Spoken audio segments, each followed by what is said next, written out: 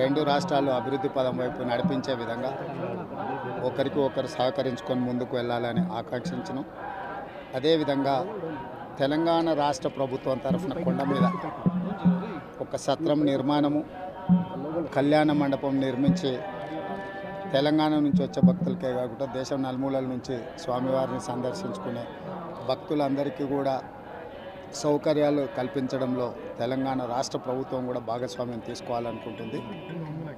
ఈ ఫలితాల ప్రక్రియ ముగిసిన తర్వాత తప్పకుండా తెలంగాణ రాష్ట్ర ప్రభుత్వం తరఫున సత్ర నిర్మాణానికి అవకాశం ఉంటే కళ్యాణ మండపం నిర్మించి స్వామివారి సేవ కొనసాగించాలని రాష్ట్ర ప్రభుత్వం భావిస్తుంది.